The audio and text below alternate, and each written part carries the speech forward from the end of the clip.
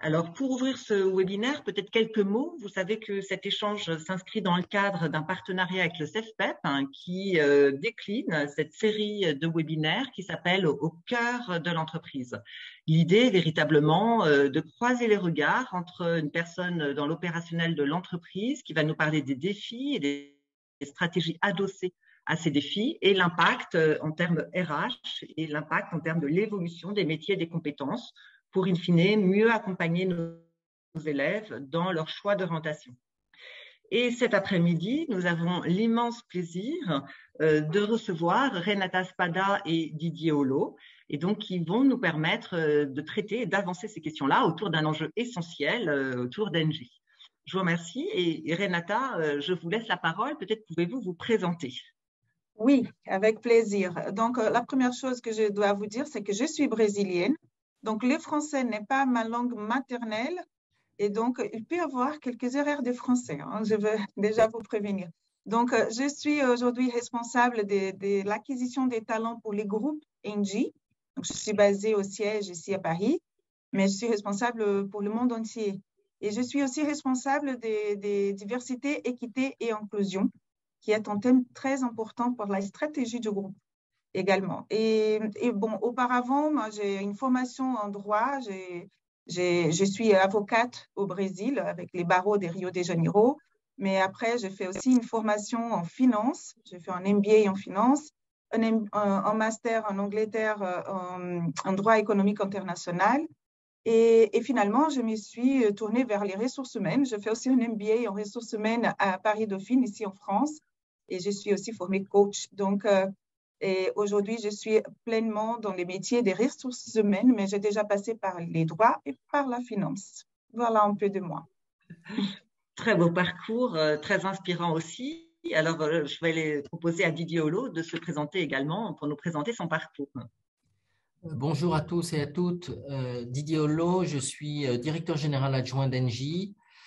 Alors, je suis ingénieur de formation. Après avoir travaillé brièvement chez Citroën et chez Total, j'ai rejoint l'administration française, l'administration d'État, où j'ai exercé pendant plus de 10 ans et j'ai fini ma carrière dans l'administration comme directeur de cabinet du ministre de l'Énergie sous le gouvernement Bérégovoy. J'ai ensuite rejoint Gaz de France, qui est devenu GDF Suez, puis Engie, et j'y ai occupé un peu tous les métiers le long de la chaîne du gaz, depuis le stockage, le transport, la production, la distribution. J'ai aussi appartenu à EDF pendant 2 ans, puisqu'à l'époque, EDF et Gaz de France géraient ensemble la distribution du gaz d'électricité en France. Et je suis directeur général adjoint du groupe depuis juillet 2015. Donc, ça fait bientôt 30 ans que je suis dans le groupe.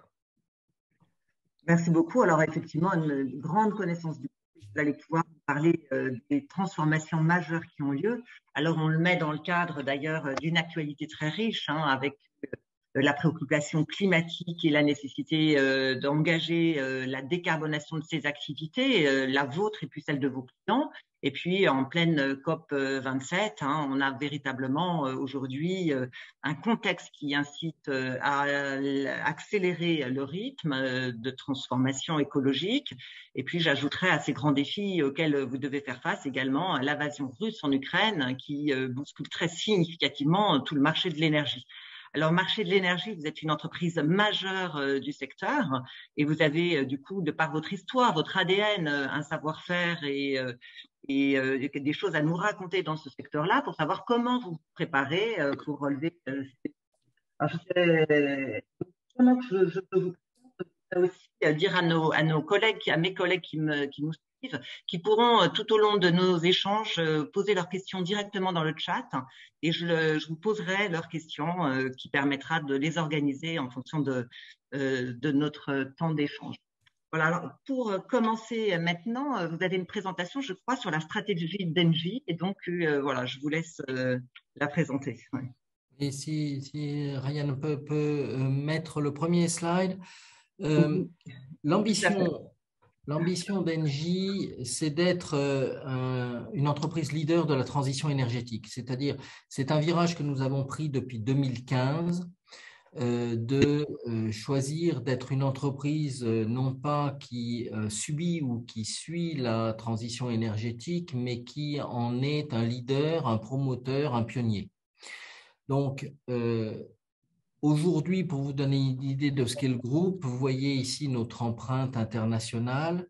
Nous sommes un groupe qui a une très grosse base en France. Vous voyez qu'en termes de chiffre d'affaires, nous sommes extrêmement présents en France. L'ancien groupe Gaz de France, une grosse partie de l'ancien Suez constitue la base du groupe. Mais nous sommes très européens puisque nous faisons presque autant de chiffre d'affaires dans le reste de l'Europe qu'en France. Et notamment, nous sommes très présents en Belgique, mais aussi en Roumanie et dans divers pays. Nous sommes très présents en Amérique, et en particulier en Amérique latine, où nous sommes un très gros acteur au Brésil, mais aussi au Pérou, au Chili. Et nous sommes également présents dans le reste du monde, même si c'est de manière plus modeste, avec cependant une forte présence au Moyen-Orient qui reste très significative. Nous avons aujourd'hui 101 000 salariés. Alors, certains d'entre vous ont peut-être un chiffre plus élevé. Nous étions évidemment presque 170 000 avant de vendre l'activité de pur service qui s'appelle maintenant Equance et qui a été vendue à un autre grand groupe français parce qu'elle n'était pas indispensable à notre stratégie dans le domaine de la transition énergétique. Pour décrire un peu les activités du groupe autour des quatre activités dominantes, donc la première des activités, c'est le développement des renouvelables. Et le développement des renouvelables, nous sommes un acteur important de l'hydraulique. En France, nous sommes notamment l'opérateur de la Compagnie nationale du Rhône, nous sommes aussi l'opérateur de la Société d'hydroélectrique du Midi, mais le développement, on a aussi des barrages au Portugal et au Brésil, mais le gros du développement aujourd'hui dans les renouvelables, c'est évidemment l'éolien et le solaire, et s'agissant d'éolien, à la fois onshore et offshore, avec un objectif de passer rapidement à une capacité d'installer 6 gigawatts de capacité renouvelable chaque année à partir de 2025. Donc, les énergies renouvelables et en particulier électriques qui sont dans cette branche-là sont un axe très important de notre stratégie. Deuxièmement, la branche infrastructure opère essentiellement des réseaux de transport, de distribution de gaz en France et en Europe, mais aussi en Roumanie, au Brésil, mais aussi des réseaux de transport d'électricité, en particulier en Amérique du Sud. Et dans cette branche également, nous avons mis ce qui est une énergie renouvelable, mais qui a beaucoup de synergie avec nos activités gazières, qui est la production de biométhane et plus généralement de gaz renouvelable, puisque au-delà du biométhane, qui est donc fabriqué à partir de matières premières agricoles, nous nous intéressons aussi au biogaz produit à partir de déchets. Donc ça, c'est l'opération, c'est l'activité d'infrastructure. Nous avons ensuite une activité qu'on appelle Energy Solution qui consiste essentiellement à travailler avec des grands clients qui peuvent être des collectivités, des universités, des industriels, des grandes entreprises du secteur tertiaire pour les aider à optimiser toutes leurs ressources énergétiques, voire leur vendre l'énergie comme un service.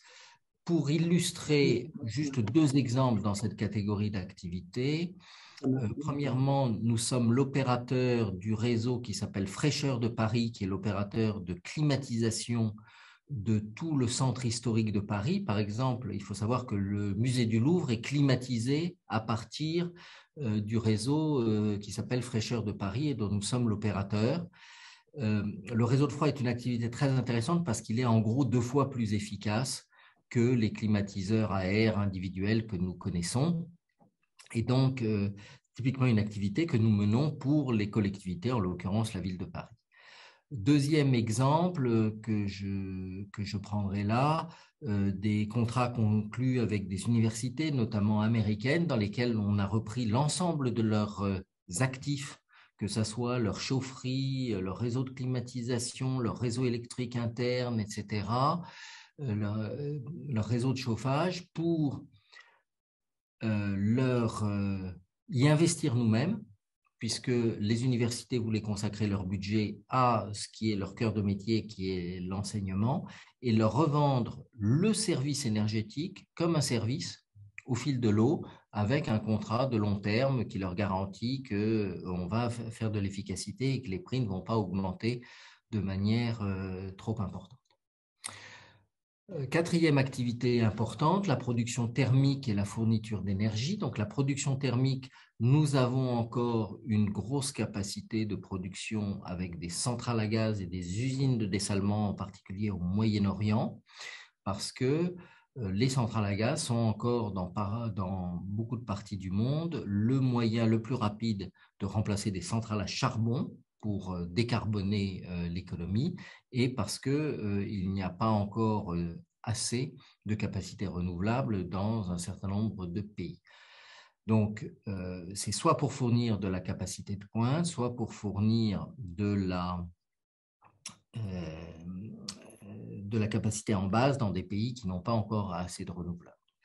Deuxième point, sur ce point, il faut mentionner qu'on a encore quelques centrales à charbon, mais avec un plan très clair qui est de fermer toutes celles qu'on peut fermer, de convertir celles qu'on ne peut pas fermer, mais qu'on peut convertir soit à la biomasse, soit au gaz, et enfin de vendre celles qu'on ne peut ni fermer, ni convertir parce qu'elles sont indispensables au régime local. Dans cette branche également, vous avez ce qu'on appelle la fourniture d'énergie. Si vous êtes client d'Engie, ce que j'espère, pour votre gaz et votre électricité à votre domicile, ça relève de cette branche. Enfin, je voudrais mentionner deux activités qui ne sont pas négligeables, mais qui ne figurent pas en tant que telles ici. La première, c'est le nucléaire. Nous sommes l'opérateur des centrales nucléaires belges, mais c'est une activité très à part qui a vocation, si on en croit la loi belge, à s'arrêter bientôt. On est en discussion avec le gouvernement belge pour la prolonger.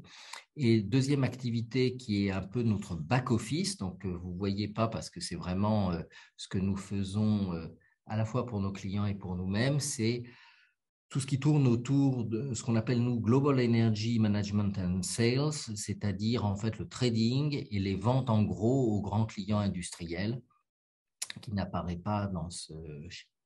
Donc voilà les quatre activités stratégiques du groupe. Parmi celles-là, vous avez deux activités qui sont plutôt des activités qui nous assurent des bons rendements, des retours de cash flow, c'est les infrastructures et la production thermique. Et puis, il y a deux activités qui sont vraiment nos activités de développement que nous souhaitons, dans lesquelles nous investissons plus que nous ne ramenons de cash flow, qui sont les renouvelables et les solutions pour les clients industriels, sur lesquels nous sommes en plein développement avec des ambitions extrêmement fortes, notamment de créer des réseaux de chaleur, de faire plus d'installations pour les industriels, d'investir à leur place et de mettre nos capitaux au service de nos clients pour leur fournir ensuite ce dont ils ont besoin en matière d'énergie, comme un service au fil de l'eau dans le cadre de contrats longs. Voilà ce que je souhaitais vous dire en exposé liminaire sur la stratégie d'Engie et ses quatre grandes activités. Et je vais m'en tenir là pour laisser plus de place au sujet RH et à vos questions futures. Merci beaucoup. Alors, mes excuses tout d'abord pour le retard dû à un problème technique.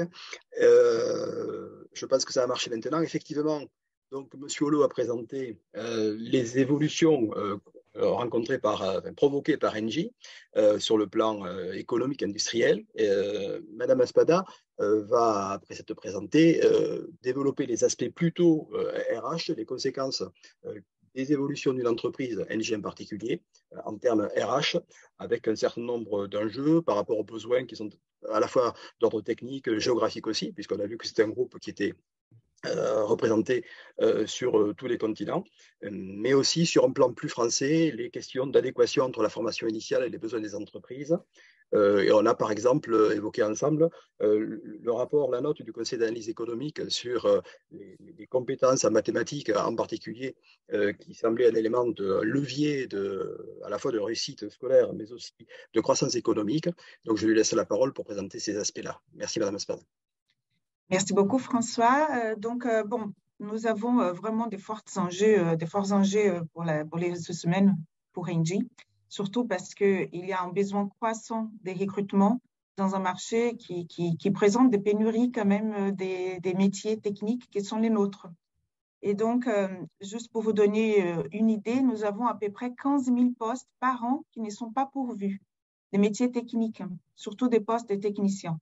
Donc, qu'est-ce qu'on a fait? Pour répondre à cet enjeu, on a dû créer notre propre centre de formation d'apprentis. Nous travaillons avec plusieurs dans tous les territoires français, mais nous avons créé notre propre centre dont les messages principaux pour nous, c'est une académie des métiers pour la transition énergétique. Comme Didier a mentionné, c'est notre raison d'être aujourd'hui, c'est réussir la transition énergétique. Et tous nos employés sont engagés pour ça. Et donc, quand on recherche des candidats pour Engie, on recherche des personnes engagées qui ont des convictions et qui vont contribuer à cette transition. Donc, pas seulement des compétences techniques, mais aussi des compétences qu'on appelle soft skills, émotionnelles aussi. Et nous cherchons des personnes qui cherchent à collaborer et pas seulement à compétir entre elles. Ça, c'est très important pour nous parce que c'est ensemble qu'on va réussir ces défis. Autre chose importante, c'est justement qu'on assume pleinement nos engagements responsables sur les territoires. Donc, nous avons des responsabilités par rapport à l'emploi des jeunes et nous les assumons complètement. Pour vous donner une idée, la loi française nous impose d'avoir 5% d'alternants dans nos effectifs. Engie a pris l'enjeu de s'imposer un objectif de 10%, donc les doubles. Et ça, c'est très important. Ce n'est pas facile pour nous d'attirer les jeunes dans le métier. Donc, c'est pour ça que notre CFA est très important. Il fonctionne aussi comme une source pour nous des candidats futurs, des personnes qu'on va embaucher par après, mais aussi on les forme dans nos métiers. Si on ne trouve pas des personnes déjà habilités à travailler dans les métiers qui sont les nôtres, nous les formons. Et ils sont payés pour ça. Donc, c'est aussi un facteur pour nous d'insertion sociale. On contribue à l'insertion sociale à travers notre CFA. Et une autre chose importante, justement, c'est que nous, comme je vous ai dit, on prépare notre avenir pour la transition énergétique. Donc, les enjeux climatiques, les enjeux de consommation d'énergie sont très importants pour Engie. Et quand on forme les gens dans les métiers techniques pour la transition énergétique, on les forme aussi dans cette mentalité de sobriété. Donc, on se prépare pour des événements comme celui de la guerre d'Ukraine, par exemple, depuis longtemps, parce qu'on sait que si on ne fait pas quelque chose maintenant, on aura des problèmes futurs. Donc, c'est un enjeu de toute l'entreprise. Autre chose que je peux vous dire, c'est que nous avons une vraie inquiétude pour l'orientation de jeunes dès l'école, dès les collèges et les lycées. On ne se focalise pas seulement à attirer les étudiants qui sont déjà dans des enseignements, dans l'enseignement supérieur. On se focalise aussi à orienter les jeunes enfants qui sont à l'école parce que, comme vous avez dit, François, la question des mathématiques au lycée, pour nous, c'est très important. On ne peut pas imaginer toute une génération qui va s'orienter autrement sans passer par la mathématique. Donc, parce que nos métiers exigent ça. Et pas seulement nos métiers, c'est aussi une façon logique de rationaliser les choses qui nous intéressent aussi dans les entreprises. Donc, juste pour vous donner une idée, nous avons un projet qui s'appelle « J'apprends l'énergie », dont avec ces projets, on envoie nos ambassadeurs, donc les personnes qui travaillent, les employés d'Engie dans les écoles, pour parler du métier d'énergie, pour parler de la transition énergétique, pour donner envie aux jeunes. Et quand on envoie ces ambassadeurs aux écoles, on pense bien à la représentation. au rôle modèle.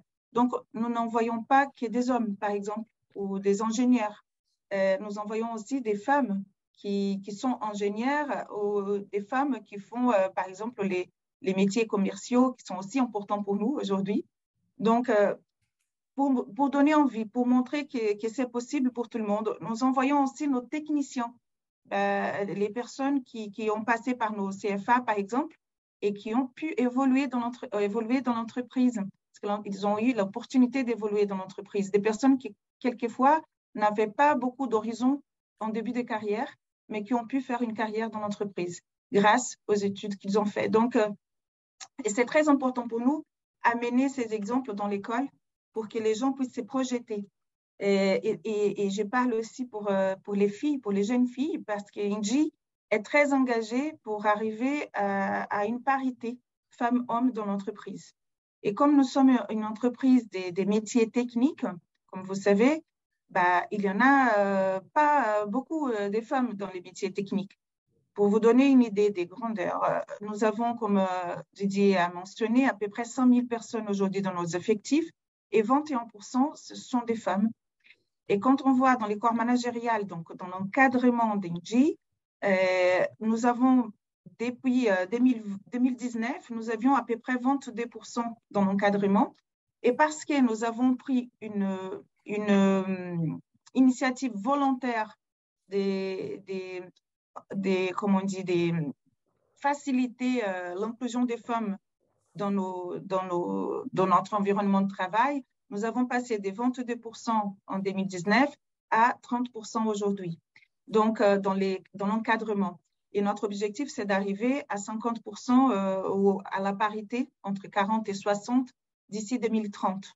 Et ça, c'est un objectif extra-financier du groupe. Donc, pour que vous puissiez comprendre que la diversité dans nos cadres, la mixité dans nos cadres fait partie de la stratégie du groupe.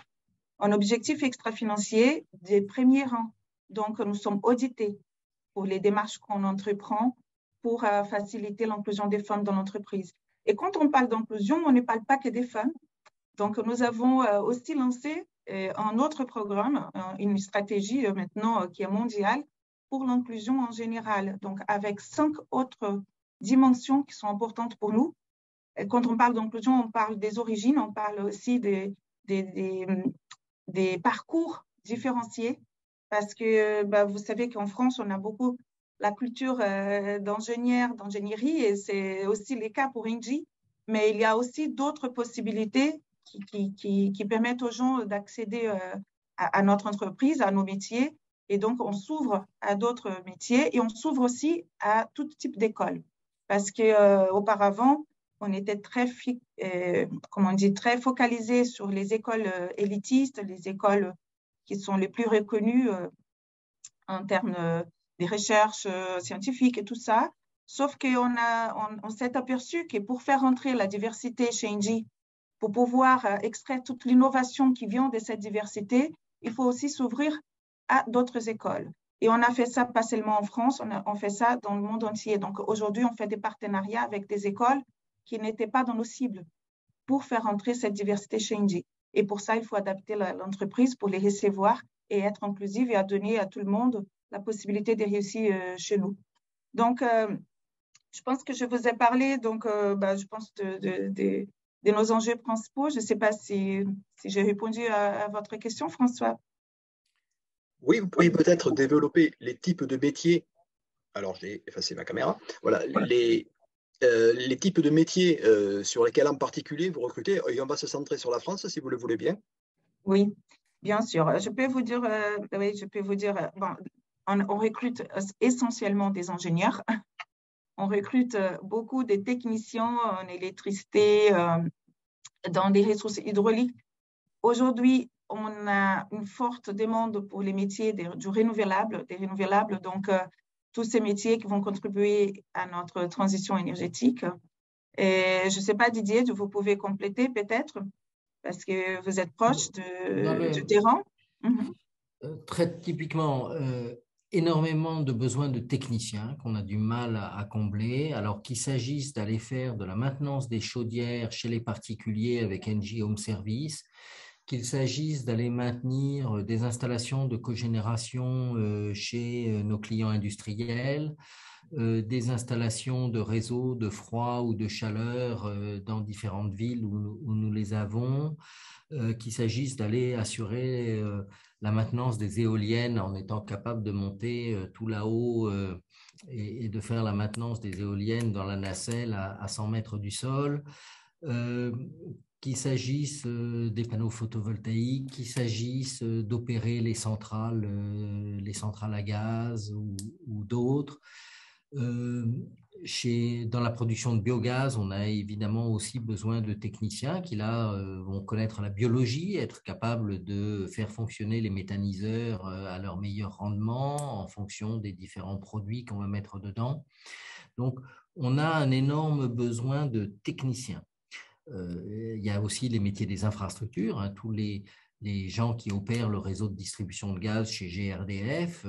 GRDF, c'est 11 000 personnes, ça fait beaucoup de recrutement chaque année dans les métiers techniques.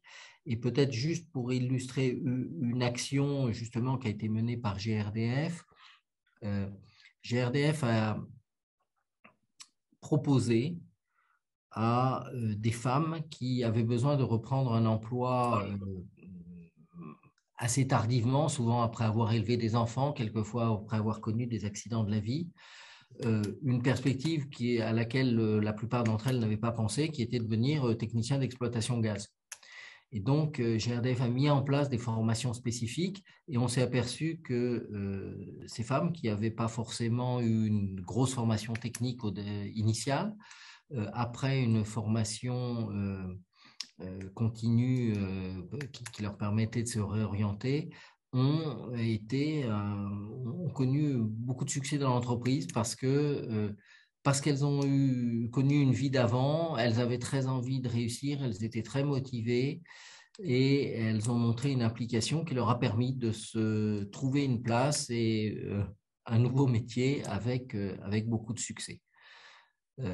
C'est une illustration des mesures un peu auxquelles on n'aurait pas pensé spontanément, qu'on a été amené à prendre, à la fois parce que d'un côté, il y avait un problème social et parce que nous on avait besoin on avait un vrai problème de recrutement et qui ont connu un grand succès.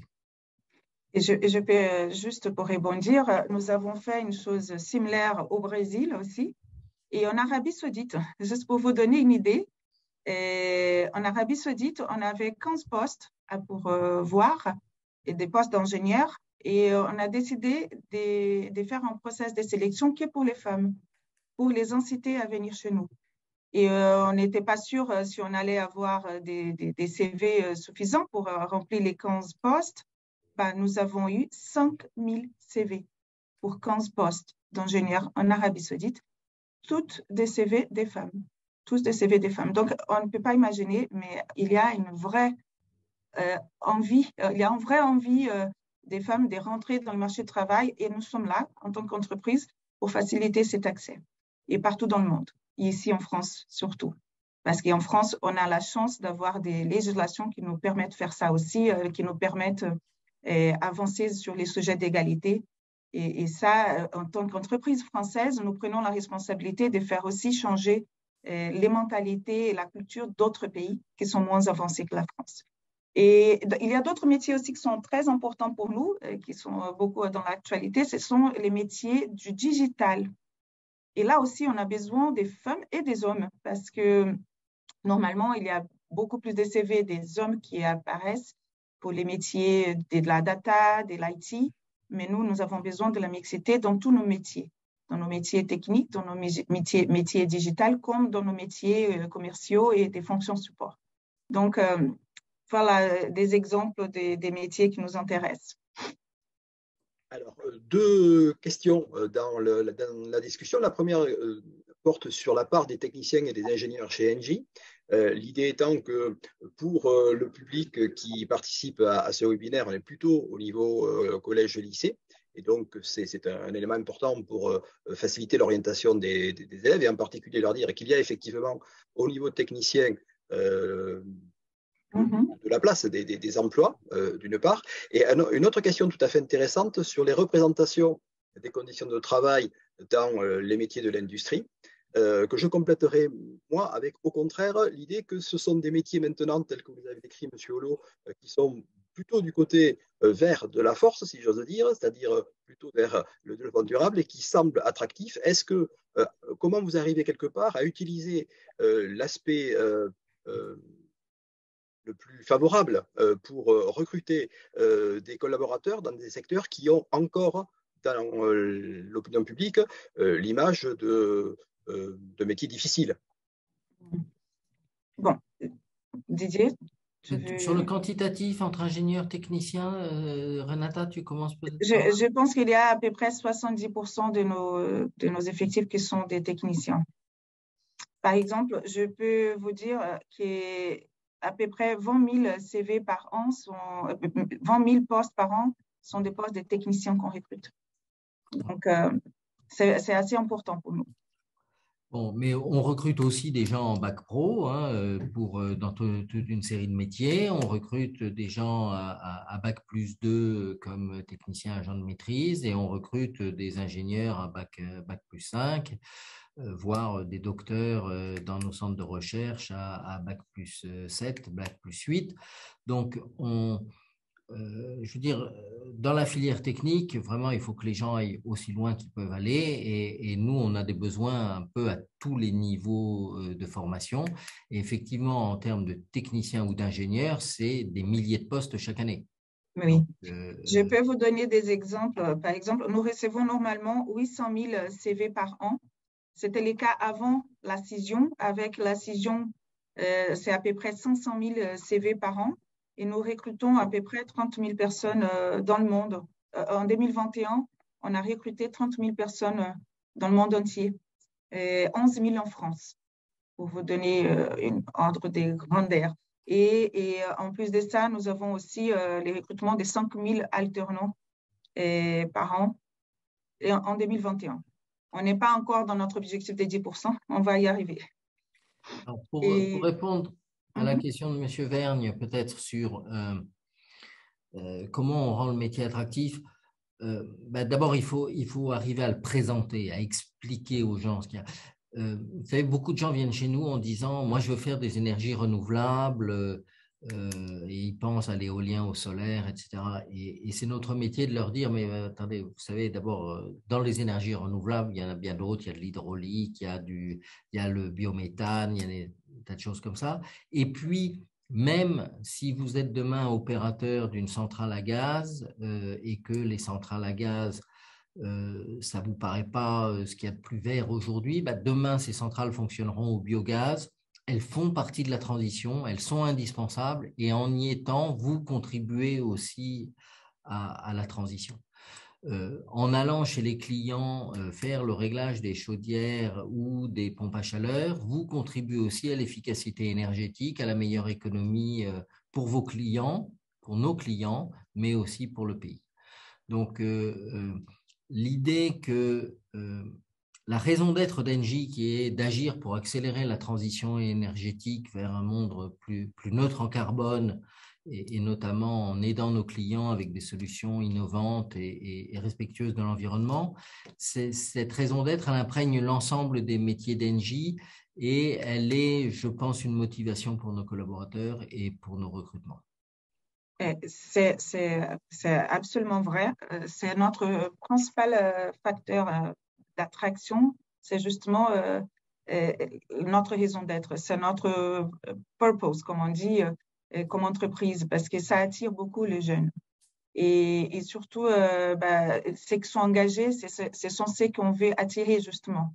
Donc, je pense que c'est notre principal facteur d'attractivité, c'est notre raison d'être, c'est la transition énergétique.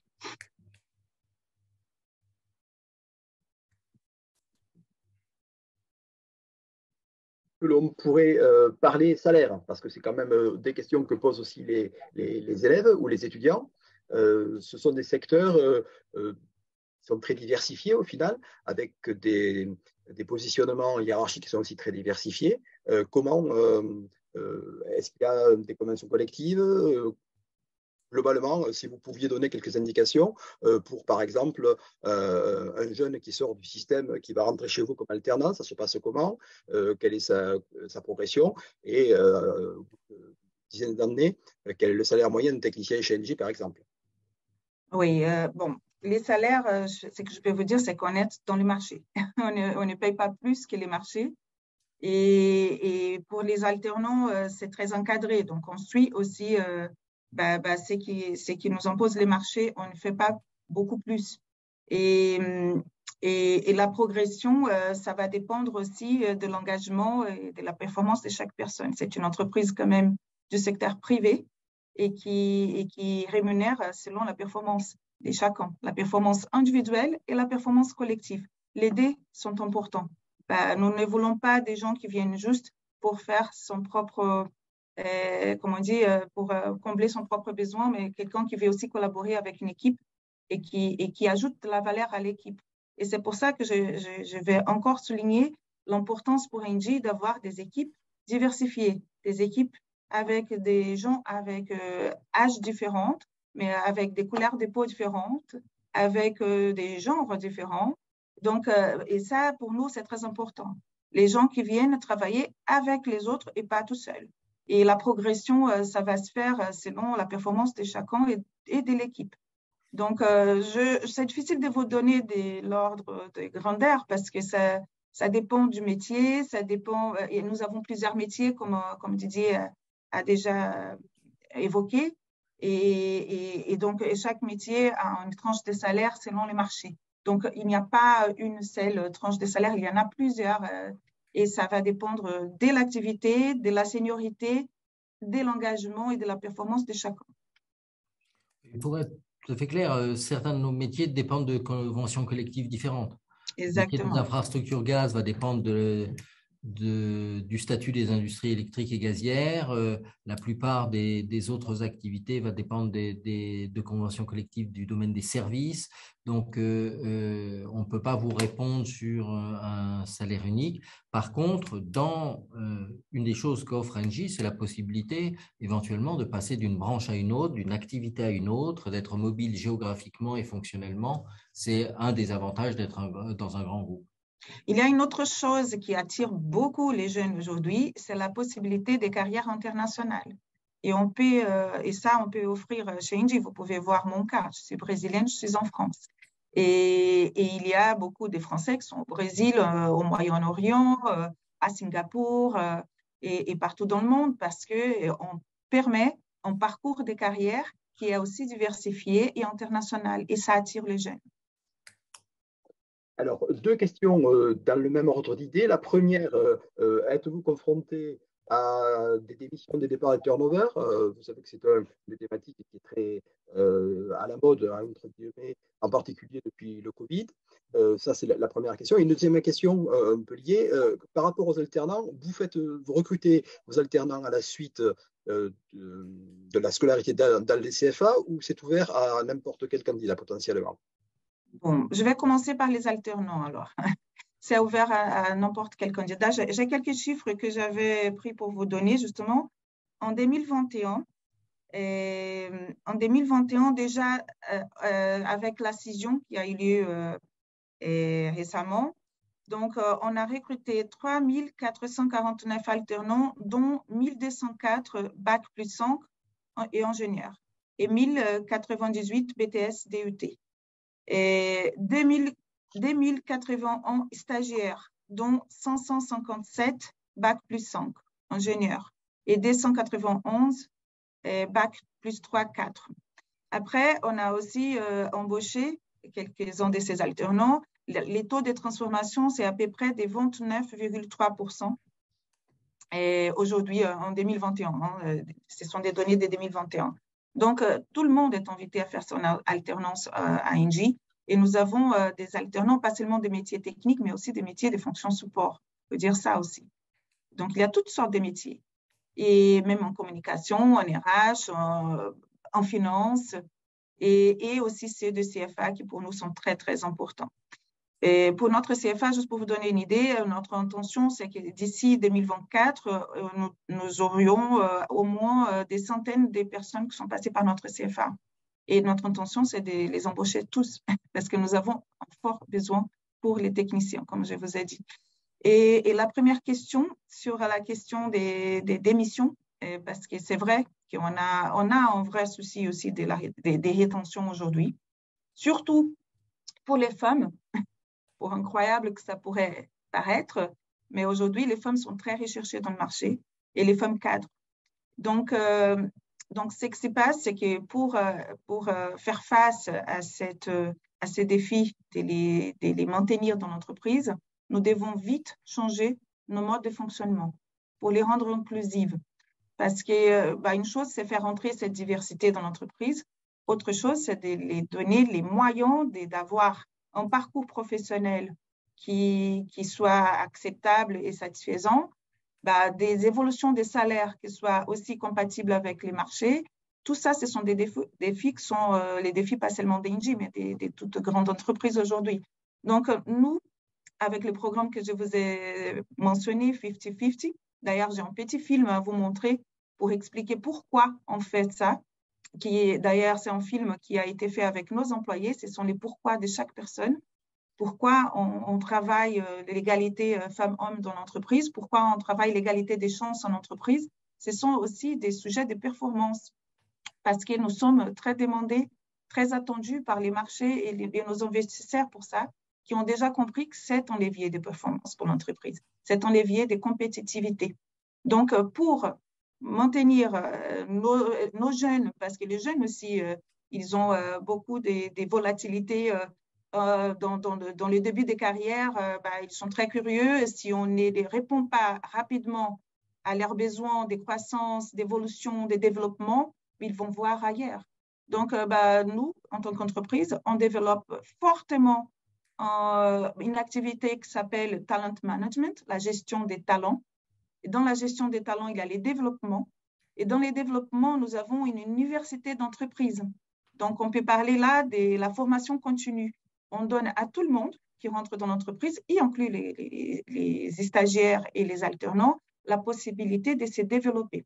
Donc, nous avons une université d'entreprise avec des formations en finance, des formations en leadership, des formations des soft skills, donc des développements personnels, comment gérer ses émotions, par exemple, comment gérer des conflits en entreprise. Tout ça pour les apprendre pas seulement à faire, mais à être en entreprise, parce que c'est ça qui va aussi les faire rester dans l'entreprise.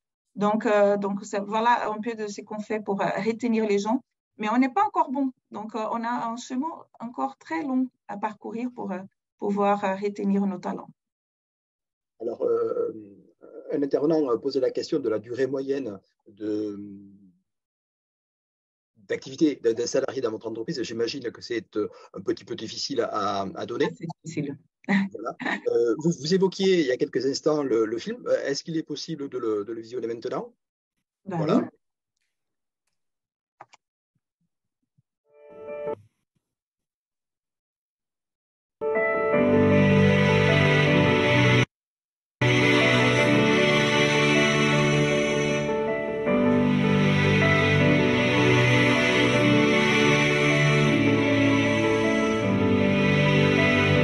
Pourquoi? Dlaczego? Varför? Tại sao? علاش? Pourquoi? Ким?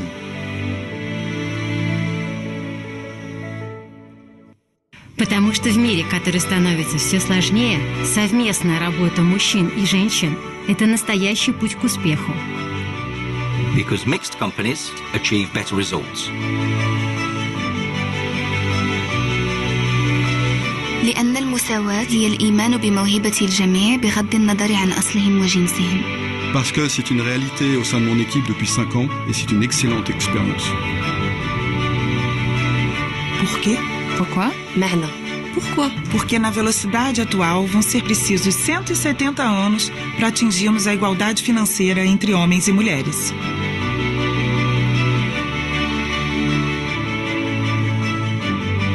Porque Engie es el pionero de la transición cero carbono y para conseguirlo, la diversidad es una clave del éxito asegurado. Weil Engie nicht nur für nachhaltige Energiezukunft steht, sondern auch für gesellschaftlichen Wandel. Ponieważ musimy przezwyciężyć nasze uprzedzenia wynikające z naszego dziedzictwa kulturowego.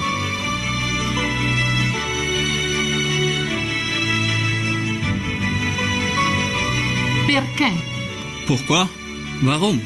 Pourquoi? Perché la diversità richiede degli sforzi, ma tutti ci guadagnano. Omdat een gezonde balans tussen werk en privé zowel mannen als vrouwen aangaat. Fordi forældreskab ikke kun handler om kvinder. Почему? Pourquoi? Pourquoi? Why? Pour que plus jamais une petite fille ne puisse s'entendre dire « mais ce n'est pas un métier pour les filles, ça ». Parce qu'aujourd'hui, je suis alternante et demain, j'aimerais être la présidente d'une entreprise du CAC 40. क्योंकि NG project में हमको सबके साथ बराबरी से आगे चलना है।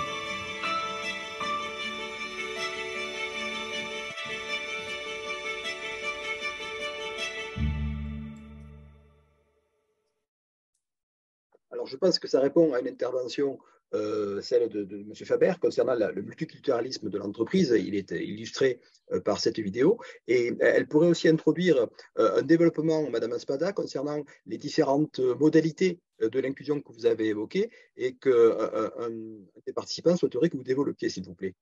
Oui. Vous avez évoqué le plan en 5 points. Est-ce que vous pourriez y revenir, s'il vous plaît? Alors, si je peux me permettre… Non, vas-y, Renata. Non, je te laisse la place, vas-y. Je voulais juste, dans les 5 points, il y en a un dont je suis personnellement un peu le sponsor, qui est la diversité d'orientation sexuelle.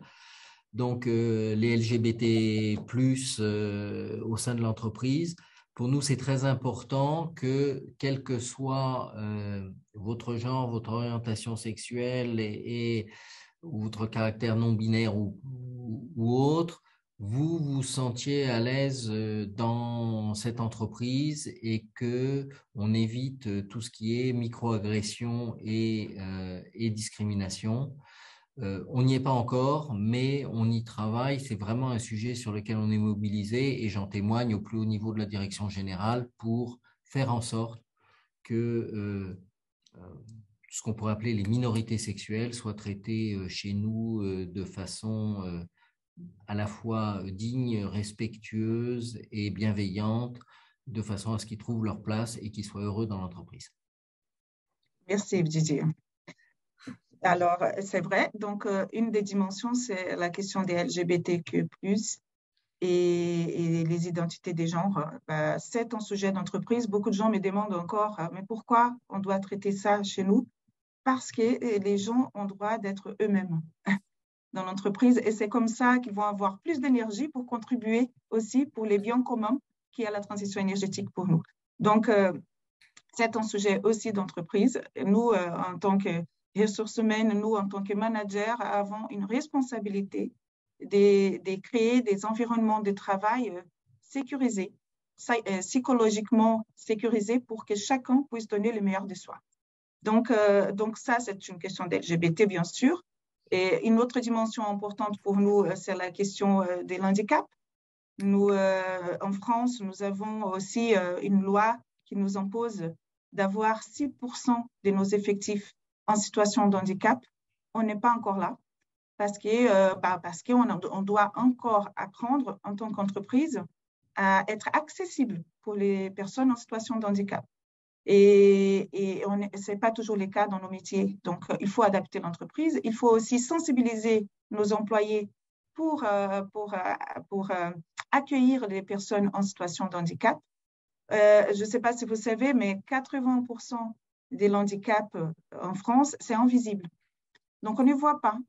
Mais les gens peuvent très bien être atteints d'un handicap et ne pas avoir le courage de le dire.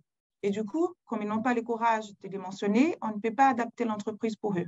Et donc, ils font un effort extraordinaire pour pouvoir être en égalité des chances avec ses collègues. Donc, ce n'est pas bon pour la personne, ce n'est pas bon pour l'entreprise, ce n'est pas bon pour les groupes, pas pour les collectifs des personnes non plus.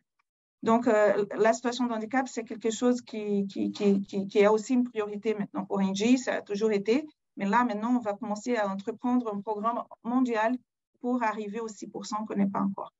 Donc, le handicap, c'est aussi un axe. Un autre axe, c'est la question multigénérationnelle. Et là, on parle multigénération parce qu'on a beaucoup parlé des jeunes, mais il y a aussi la question des seniors dans l'entreprise. Partout dans le monde, pas seulement en France, l'âge de la retraite se décale, s'allonge. Donc, on a de plus en plus de personnes seniors avec beaucoup de compétences cumulées, avec des connaissances qui se retrouvent un peu, comment je peux dire, qui se retrouvent un peu dans les placards. Je ne sais pas dire autre mot, mais c'est les mots qu'on utilise en entreprise. Qui ne voient pas la possibilité de continuer à évoluer dans l'entreprise, qui n'est pas aussi valorisé comme il devrait être.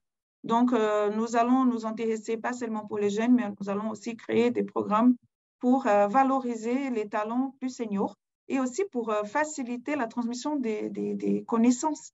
Parce que ces gens cumulent une compétence que les jeunes qui rentrent ont beaucoup d'idées, beaucoup d'envie, mais qui n'ont pas encore. Donc, il faut créer des environnements où on peut faire partager les compétences des plus seniors aux moins seniors. Donc, c'est un sujet pour nous.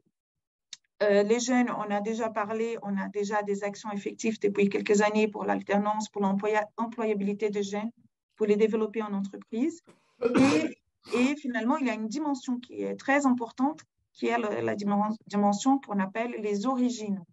Et on appelle les origines parce que nous sommes un groupe international, à la base français, mais international. Et il y a certains mots qu'on peut utiliser en France qu'on ne peut pas utiliser aux États-Unis. Il y a d'autres qu'on ne peut pas utiliser aux États-Unis, mais qu'on peut utiliser au Brésil. Donc, origine, ça englobe beaucoup de choses. Ça englobe, par exemple, toutes les questions d'ethnie. Et nous, comme nous sommes présents dans plusieurs pays, nous avons plusieurs ethnies dans notre groupe, dans nos effectifs. Il faut les tenir en compte. Et ça aborde aussi la question des couleurs de peau, qui est très forte. Il y a une pression très forte aux États-Unis et au Brésil pour la représentation des personnes noires dans les équipes de management. On n'est pas toujours au rendez-vous chez Engie, donc on va faire des choses pour pouvoir faciliter l'accès des personnes de couleur à des positions managériales et des exécutifs. Et il y a aussi la question des parcours éducationnels que j'ai évoqués déjà auparavant. Il faut élargir les écoles avec qui on travaille. Il faut élargir aussi les profils des personnes qu'on recrute pour pouvoir faire entrer cette diversité. Et pourquoi on fait ça? Parce qu'on croit on ne croit pas, on est absolument sûr que la diversité apporte une innovation et dans des temps aussi complexes, aussi incertains, comme ce sont les temps que nous vivons aujourd'hui, après les Covid, maintenant la guerre Ukraine, des choses absolument sans précédent dans notre histoire, c'est avec cette diversité qu'on va pouvoir faire face, parce qu'on va avoir une intelligence collective qui va apporter différentes perspectives qu'on ne voyait pas si on était tous pareils dans le même groupe. Donc, on croit vraiment dans la diversité et ça fait partie de notre stratégie pour développer les défis qui sont les nôtres. On croit justement à l'innovation technologique pour pouvoir réussir la transition énergétique. Et cette innovation technologique, on va trouver à travers cette diversité des personnes. Donc, c'est très important d'avoir en tête que nous sommes tous différents. La politique de diversité d'Engie n'est pas seulement pour les minorités, pour les groupes minoritaires, c'est pour tout le monde. Parce que chacun a un parcours différent, une histoire de vie différente et peut apporter quelque chose de différent à l'entreprise. Sauf que quelquefois, on n'ose pas parce qu'on veut se conformer à un groupe dominant, à une façon de penser qui se ressemble. Mais ce n'est pas ça qu'on veut en fait. On veut des gens qui pensent différemment, qui puissent nous apporter cette différence pour qu'on puisse être compétitifs et faire face à des enjeux qui sont sans précédent. Donc voilà, la diversité, c'est un fait, ça existe déjà chez Engie. C'est qu'il faut développer, c'est l'inclusion. Et ça, c'est la responsabilité de chaque personne chez Engie. C'est un acte volontaire, intentionnel. Ça ne va pas se faire naturellement. Il faut lutter tous les jours contre nos biais inconscient. Et ça, c'est un message pour vous aussi, vous qui travaillez dans l'orientation des jeunes filles, des jeunes hommes aussi. Il faut leur montrer qu'il y a plusieurs chemins qu'ils peuvent entreprendre. Il ne faut pas juste se conformer à quelque chose qui était la norme avant. Les choses changent et il faut oser faire des chemins qu'on n'avait pas pensé ou que nos parents n'ont pas pensé pour nous. Et je peux parler pour moi-même. Ma mère, quand je lui ai dit que je voulais faire les droits, ma mère, elle n'a jamais pu finaliser ses études. Elle a fini ses études au lycée. Elle n'a pas pu continuer parce qu'elle a dû s'arrêter pour travailler, pour aider sa famille. Et donc, elle avait pensé pour moi des études professionnelles parce qu'elle voulait juste que je puisse avoir un emploi. C'était son but. Et finalement, quand je lui ai dit que je voulais faire les droits, ça lui a surpris. Et comme une mesure de protection, elle m'a dit de ne pas faire ça, de ne pas oser faire ça. Et finalement, je fais ce que je fais et je suis là où je suis. Donc il faut dire aux jeunes enfants aujourd'hui qu'ils peuvent tout. Il faut rêver loin, il faut rêver grand. Parce qu'on a on a besoin des gens qui rêvent, qui ont des visions et qui sont prêts à faire des efforts pour faire cette vision, ces rêves en réalité. Donc, voilà un peu ce que je pouvais vous dire. Alors, je vous propose encore un petit mot sur éventuellement les difficultés que rencontre un groupe international comme Engie à gérer ces questions en particulier qui sont traitées par de la discrimination positive dans certains États, alors qu'en France, on est plutôt sur une logique un petit peu plus égalitariste. Est-ce que vous arrivez à dégager une façon au niveau de l'entreprise pour gérer ces problèmes, ou est-ce que vous faites du cas par cas selon les pays? Et puis ensuite, on passera sur il y a des questions qui renvoient maintenant aux aspects techniques, par rapport aux enjeux d'aujourd'hui relativement aux ressources, et on verra avec M. Lo en quelques instants ces questions plus précisément. Oui, vous avez évoqué une question très importante. Il y a les contraintes légales, justement, qu'on fait face, pas seulement en France, dans plusieurs pays. Par exemple, la question des LGBT qui a évoqué Didier. On ne peut pas parler de la même façon au Moyen-Orient. Il y a des pays qui ont des lois qui interdisent l'expression LGBT, par exemple. Donc, il faut adapter. Et tout ce qu'on fait au niveau, justement, global, on adapte au niveau local. Ce sont des questions culturelles. Il y a un niveau de maturité qui est différent. Il y a des contraintes légales qui sont différentes et il faut les observer. On ne peut pas aller contre ça. C'est pour ça que, par exemple, les programmes de sélection des femmes qu'on a fait en Arabie Saoudite, on ne peut pas faire en France. Donc, quand on fait un programme de sélection en France, il faut que ça soit ouvert à tous. Et normalement, on continue à faire ça. C'est qu'on fait en France, mais on essaye toujours de faire de la façon légale possible, mais de faire augmenter la représentation des groupes qui sont moins représentés. Donc, par exemple, en France, ce qu'on fait, c'est que dans tout process de sélection pour des positions exécutives ou des positions de management, quand on arrive à la shortlist, c'est donc les 3 derniers candidats de la sélection, on s'assure qu'il y a toujours, par exemple, une femme. Parce qu'il faut donner les chances aux femmes. Et quelquefois, ce qu'on voit, c'est que les femmes, comme elles osent moins, parce qu'elles ont appris, c'est une injonction sociale, à être plus discrètes, elles osent moins se candidater. Donc, quelquefois, dans un process de sélection, on n'a que des candidats hommes. Donc, ce qu'on fait, c'est qu'on continue le process jusqu'à qu'on puisse avoir une femme dans la shortlist. Et comme ça, on a les choix. Et on va toujours choisir celui qui est le mieux placé, plus compétent, avec les compétences qu'il faut pour les jobs, parce qu'on ne peut pas mettre en danger non plus, en risque, nos activités. Donc, on va toujours choisir ceux qui sont les plus compétents pour les jobs.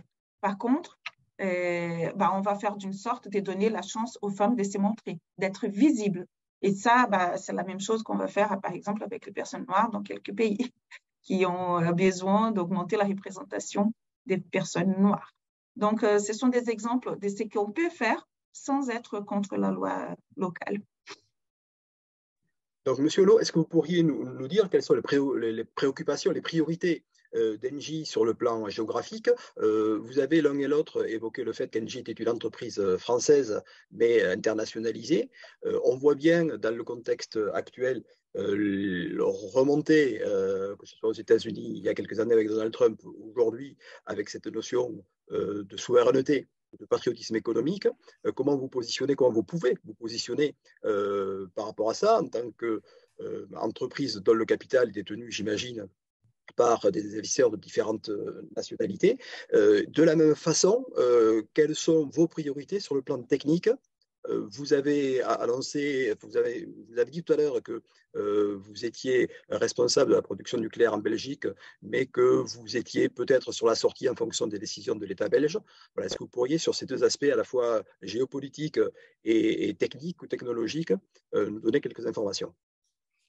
Alors, au plan géographique, le groupe a choisi de se concentrer sur une grosse vingtaine de pays pour ne pas disperser nos efforts et pour arriver dans les pays où nous sommes à avoir une taille critique aussi consistante que possible, parce que nous pensons qu'on est plus efficace si dans un pays on représente une part significative, notamment des énergies renouvelables.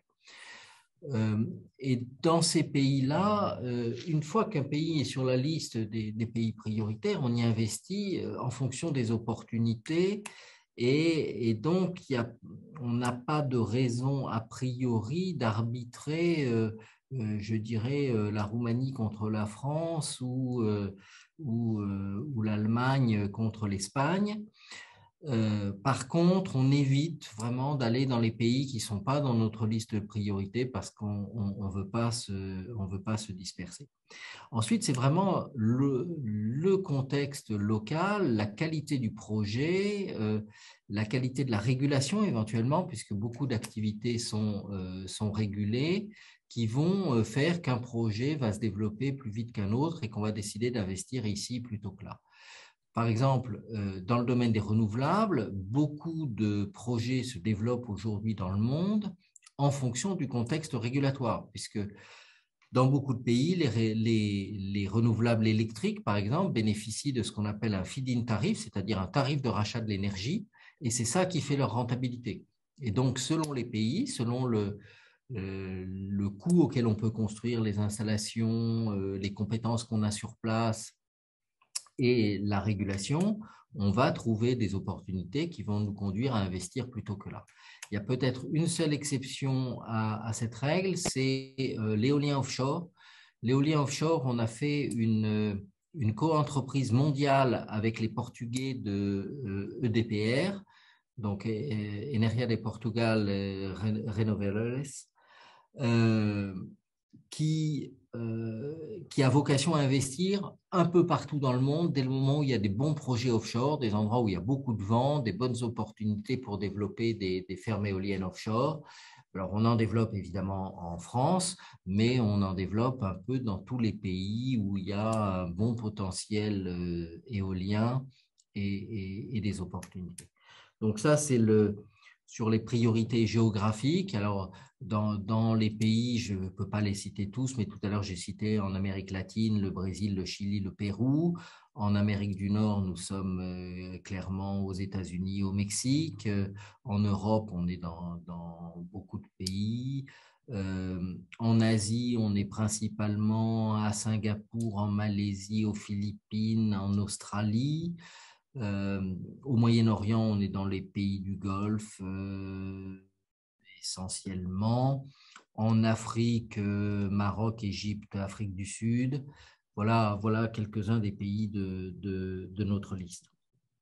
Maintenant, sur les priorités dans le domaine technique, donc je vous ai dit avec un peu une exception sur l'éolien offshore. Pour le reste, on a des priorités stratégiques qui sont de développer 6 gigawatts d'éolien et de solaire chaque année. Donc là, on est à l'affût de tous les bons projets qui permettent de le faire. On a une ambition dans l'hydrogène. Donc là aussi, on recherche à développer 4 gigawatts de projets hydrogène à l'horizon 2030. Donc là, on travaille un peu dans tous les pays où il peut y avoir l'occasion, parce que pour faire de l'hydrogène pas cher, de l'hydrogène vert par électrolyse, il faut de l'électricité pas chère. Donc, il faut des endroits où soit le solaire, soit l'éolien produit à des coûts faibles. Donc, on cherche dans tous ces pays-là les opportunités pour développer ces techniques.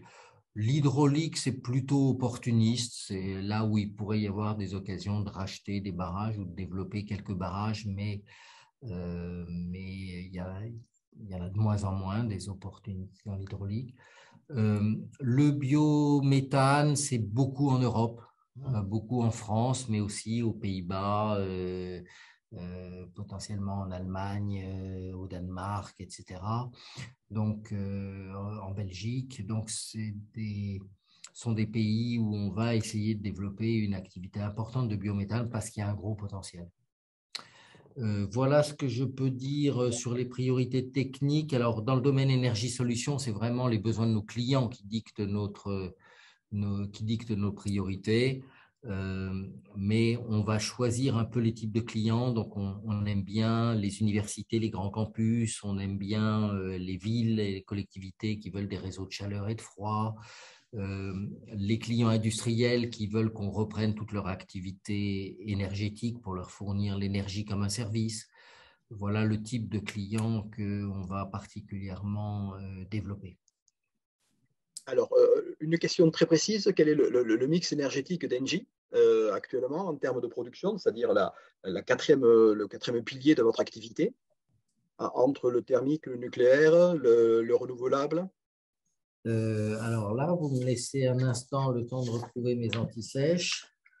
Alors, le collègue qui nous interroge se demande aussi si Engie est autonome ou s'il achète. J'imagine que vous êtes aussi…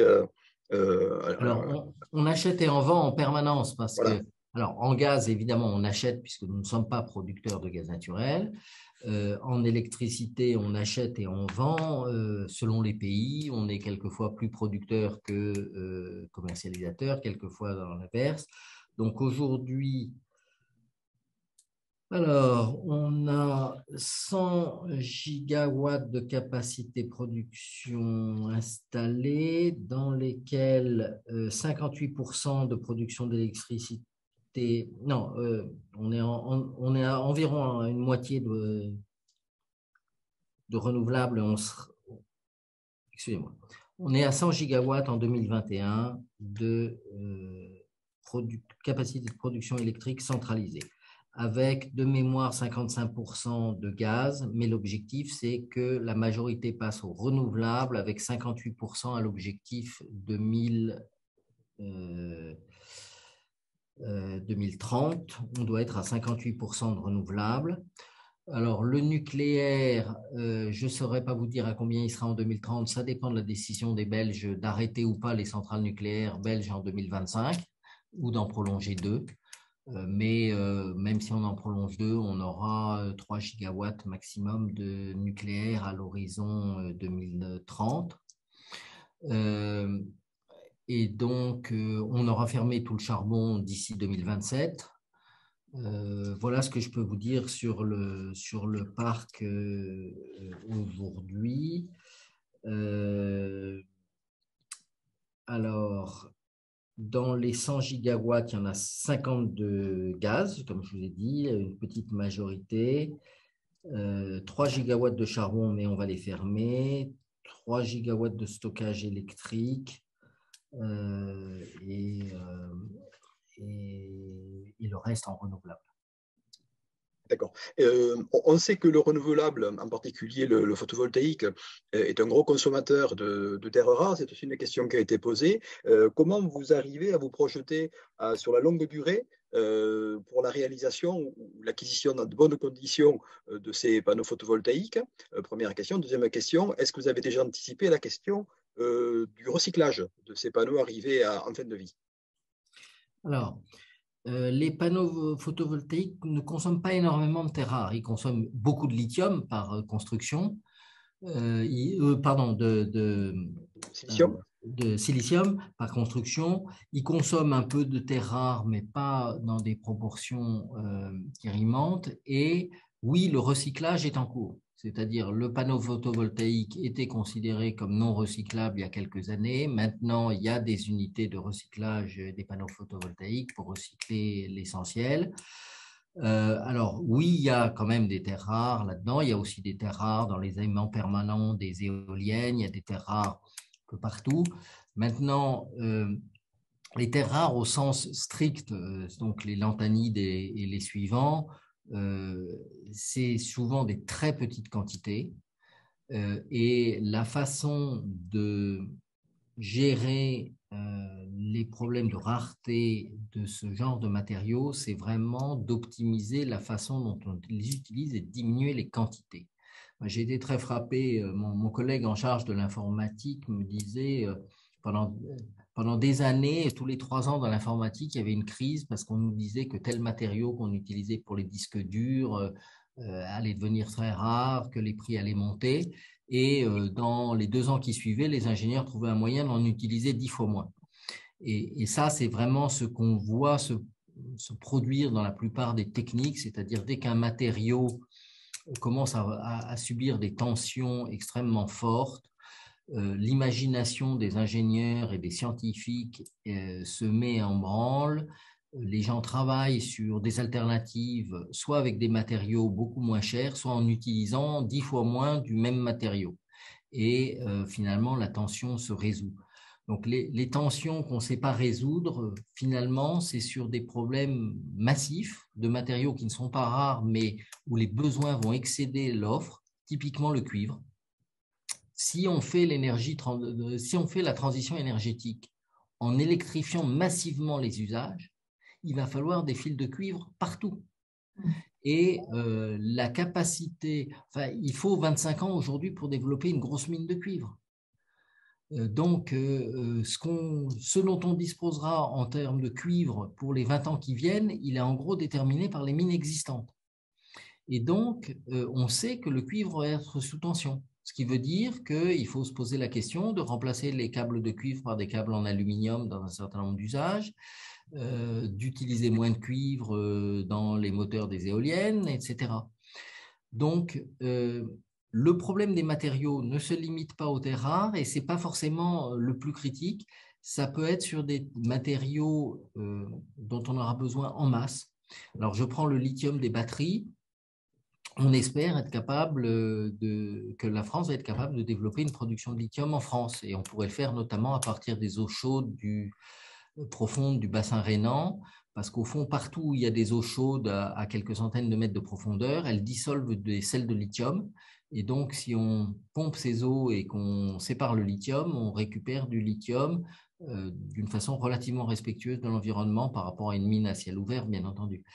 Donc, voilà, les problèmes de matériaux, on est en train de les intégrer dans toute la réflexion stratégique. Ils ne se limitent pas aux panneaux photovoltaïques, ils ne se limitent pas aux néodymes pour les aimants permanents des éoliennes, ni aux terres rares. Mais on essaye de les appréhender globalement. Oui, j'ai vu que les Russes avaient livré récemment un très gros aimant pour l'équipement de Cadarache pour faire de la fusion nucléaire. Donc c'est intéressant de voir que malgré la guerre, il y a encore des connexions qui se font sur des enjeux théoriques de recherche fondamentale quasiment, mais dans le domaine de l'énergie.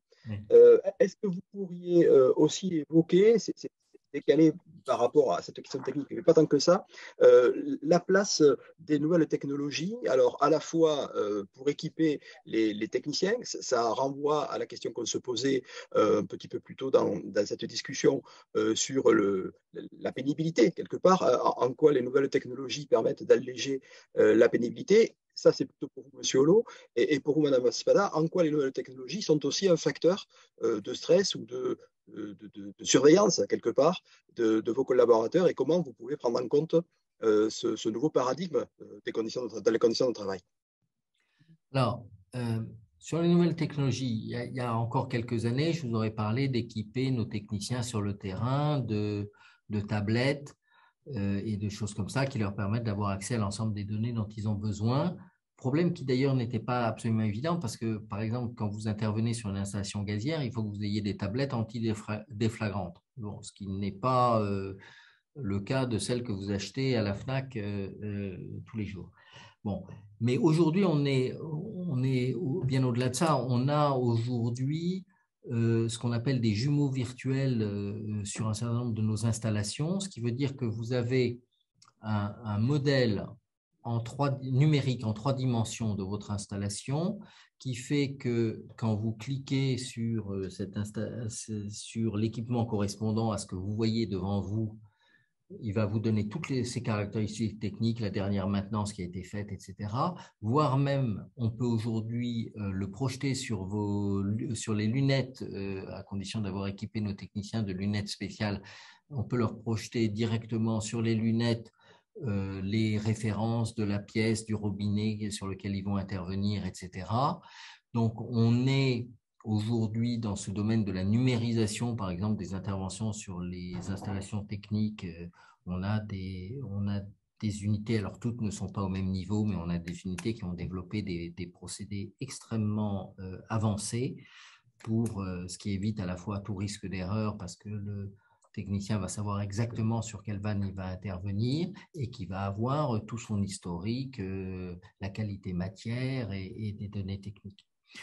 Deuxième exemple que je voudrais prendre, encore un exemple récent, on a beaucoup, par exemple, sur les techniciens qui interviennent à domicile ou autre, on a beaucoup de problèmes de gens qui ont des mal de dos parce qu'à force d'intervenir dans des espaces limités, d'avoir à développer des pièces, d'avoir à déplacer des pièces qui peuvent être quelquefois lourdes, ils ont développé des mal de dos. On a trouvé un équipement qui est une espèce de vaste ceinture lombaire avec des vérins asservis qui permet de complètement soulager leur dos dans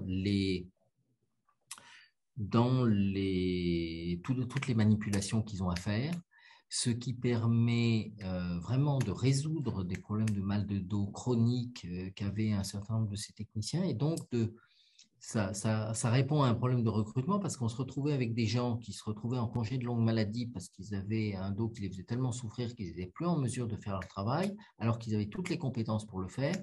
Et donc, avec des solutions techniques telles que celle-là, on est capable de garder les compétences et donc de disposer de la force de travail. Et puis, eux, ils n'ont plus mal au dos et ils sont très heureux de pouvoir continuer au travail sans avoir mal au dos.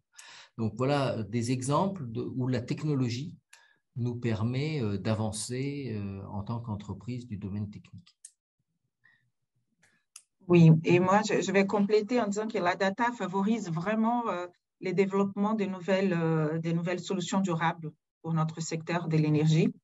C'est pour ça que c'est aussi un de nos besoins de recrutement les plus forts aujourd'hui, c'est des data scientists. On en cherche et on va tout faire pour les retenir chez nous parce qu'ils sont très recherchés dans le marché aussi. Donc, il y a une forte compétition entre les entreprises pour les avoir. Et pas seulement pour les domaines des technologies, mais aussi même pour nous, en tant que ressources humaines. L'intelligence artificielle nous aide aussi. Donc, je vous ai parlé de la diversité. Aujourd'hui, notre grand problème pour gérer et pour mesurer si on fait des progrès dans nos objectifs de diversité, c'est justement la data. Déjà parce qu'on n'a pas de systèmes qui sont développés pour ça, mais aussi parce que plusieurs fois, la législation ne nous permet pas d'obtenir la data. Donc, qu'est-ce qu'on fait? On essaye aussi, et autre chose importante, c'est qu'on essaye aussi de neutraliser nos process de recrutement. Et dans nos process de recrutement, on utilise beaucoup de data. Donc, c'est très important que les data scientists puissent avoir eux-mêmes une diversité dans leur groupe pour que l'intelligence artificielle qu'on utilise aujourd'hui pour trier les CV, pour gérer toutes les candidatures qu'on reçoit, et elles sont nombreuses, comme je vous ai dit, on reçoit à peu près, après la sortie des coins de cette activité qu'on a sondée, on reçoit aujourd'hui encore 500 000 CV par an. Et donc, si on n'a pas l'intelligence artificielle pour nous aider, si on n'a pas une gestion des data correcte et neutre, on va continuer à toujours avoir des process de recrutement biaisés. Donc, la gestion de la data, elle est importante pour développer de nouvelles technologies comme Didier a dit, pour améliorer aussi la situation dans les terrains, du travail dans le terrain, ainsi que pour améliorer nos process administratifs internes pour créer une société plus inclusive et plus neutre des biais. Donc, voilà, on peut… et c'est que je peux vous dire aussi, la gestion des technologies, elle a été très, très importante pour nos personnels pendant l'époque du Covid, parce que d'un jour à l'autre, on a été tous amenés à travailler de chez nous. Et donc, beaucoup de monde ne savait pas vraiment comment utiliser Teams, Zoom. Et je pense que vous avez passé par la même situation. J'ai vu parce que j'ai des enfants et j'ai aussi suivi tous les travaux des professeurs pour pouvoir mettre les cours en ligne. Et très vite, donc, la technologie, là, elle nous a aidés à survivre pendant cette période absolument pas attendue. Et donc, grâce à ça, et ce qui est marrant aussi, c'est que je vois, c'est que même si on ne pouvait pas imaginer, la technologie nous a mis plus proches les uns des autres parce qu'on peut humaniser les travails en soi-même, parce qu'on a commencé à travailler avec nos enfants qui passaient derrière, ils parlaient avec nos chefs. Un jour, j'étais dans une réunion avec la directrice générale du groupe. Ma fille est à Paris, elle a dit bonjour à la directrice générale du groupe. Et donc, ce sont des choses qui ont finalement contribué à humaniser un peu. On se sent un peu plus intime, un peu plus liés les uns les autres pour avoir passé par cette période difficile ensemble. Et grâce à la technologie, on a pu réussir. Donc, voilà, il y a beaucoup de bien si on sait bien s'en servir de la technologie. Mais il faut être attentif à ne pas la biaiser, cette technologie ou cette intelligence artificielle, pour ne pas continuer à construire des modèles qui ne sont plus acceptables dans notre société actuelle. Et vous considérez que les élèves que nous vous envoyons, parce que c'est aussi la question qui se pose, sont correctement formés pour utiliser ces nouvelles technologies? Y a-t-il pas un décalage entre l'impression qu'ils donnent d'être toujours connectés et les difficultés qu'ils pourraient rencontrer à mobiliser les technologies dans un cadre professionnel? Je trouve qu'ils sont très bien équipés pour utiliser la technologie. Ils nous apprennent même comment faire. Hein. Donc, oui. Mais il y a une autre chose que je pense qu'il faut développer dès le jeune âge aux écoles, c'est la façon d'être en entreprise. Et ça, ils apprennent en entreprise. Quelquefois, ils sont complètement dépassés par la façon de se comporter et ses attitudes face au travail eux-mêmes. Donc, je pense que c'est quelque chose qu'on pourrait développer un peu mieux dans les écoles, c'est la façon d'être en entreprise qui s'apprend vraiment dans la pratique, mais qu'on pourrait déjà stimuler en faisant… Moi, je suis très pour les stages de troisième, par exemple. D'autres situations, j'ai vu qu'il y a une question, si vous pouvez amener vos étudiants dans nos ateliers techniques, on vous encourage même à le faire et vous pouvez nous contacter, on va organiser ça. Et comme je vous ai dit, on a les programmes J'apprends l'énergie où nous envoyons les ambassadeurs chez vous pour parler de ça, de la vie en entreprise, mais aussi de nos métiers, de l'énergie, de la transition énergétique. Et ça intéresse beaucoup. Et ça donne envie aussi aux étudiants, aux élèves, de continuer leur parcours éducationnel pour un jour pouvoir être dans ces milieux qui pour eux, c'est un peu éloigné. Donc, il faut les rapprocher, je ne sais pas si c'est le bon mot, faire les rapprochements des écoles aux entreprises parce que c'est bénéfique pour vous et c'est bénéfique pour nous et pour les élèves. Donc, il n'y a que des gagnants-gagnants. Et je passe la parole à Didier parce que j'ai parlé trop. Si je devais résumer, moi, vraiment dans les fondamentaux qu'on attend de l'école, dans le domaine des hard skills, je redis le message qu'a donné Renata, il faut avoir un minimum de bagage mathématique. Ah oui. Parce que c'est la base des sciences et que si vraiment les gens qu'on reçoit n'ont pas de bagage mathématique de base, on va avoir vraiment du mal à leur enseigner la technique parce qu'elle repose quand même fondamentalement sur des maths. Et la deuxième chose dans le domaine des soft skills, c'est apprendre à travailler en équipe. Exact. Nous avons besoin de gens qui travaillent en équipe. On n'a pas besoin d'individualistes qui pensent qu'ils vont réussir tout seuls. Et je dirais, les autres soft skills, comme le disait Renata, ils l'apprendront en entreprise.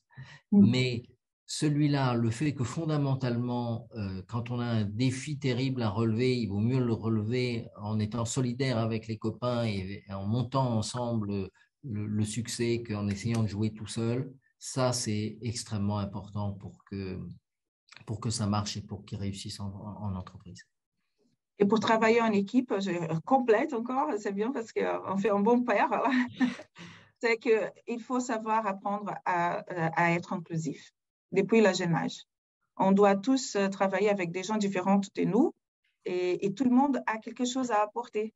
Donc, je sais qu'en école, il y a aussi beaucoup de soucis avec des enfants dyslexiques ou dyspraxiques ou avec des déficits d'attention. J'ai moi-même une fille qui a un problème de déficit d'attention et je sais tout l'effort qu'elle fait pour être incluse, pour se sentir appartenir. Donc, il faut apprendre aux enfants à être bienveillants et accueillants vis-à-vis de ses camarades qui sont différents d'eux. Parce qu'en entreprise, on va avoir encore plus de différences à gérer. Et donc, s'ils apprennent déjà ça à l'école, ils viendront beaucoup plus prêts à travailler en équipe, comme dit Didier, et à collaborer pour un bien commun, qui est le bien de tous, de l'entreprise. C'est la raison, justement, d'être de l'entreprise. Écoutez, on arrive au terme donc de ce webinaire. Je vais passer la parole à Béatrice Couéron qui va le conclure. Je vous remercie en tout cas des interactions qu'on a pu nouer hier et aujourd'hui. Et je vous prie d'excuser mon retard en début de séance qui est dû certainement à des difficultés d'apprentissage de nouvelles technologies. Voilà. Vraiment un très grand merci Renata Spada, Didier Holleaux et François Vergne pour cet échange absolument passionnant. Vous avez, je trouve, magnifiquement illustré l'utilité de ces échanges entre le monde de l'éducation et le monde de l'entreprise. Donc, grand merci à vous d'avoir passé cet après-midi avec les enseignants, les personnels en charge d'accompagner l'orientation des élèves. Et je vous donne tous rendez-vous pour notre prochain webinaire qui aura lieu le 23 novembre de 14h30 à 16h avec le groupe Veolia. Vous voyez, nous restons dans ces défis environnementaux et leurs conséquences sur la stratégie des entreprises et l'évolution des métiers et des compétences. Je vous rappelle à tous qui nous écoutez qu'à chaque séance, vous pouvez retrouver les QCM qui vous permettront, si vous le souhaitez, d'attester vos acquis de connaissances et de faire valider ainsi votre formation grâce à ces webinaires organisés par Melchior en partenariat avec le CEFP.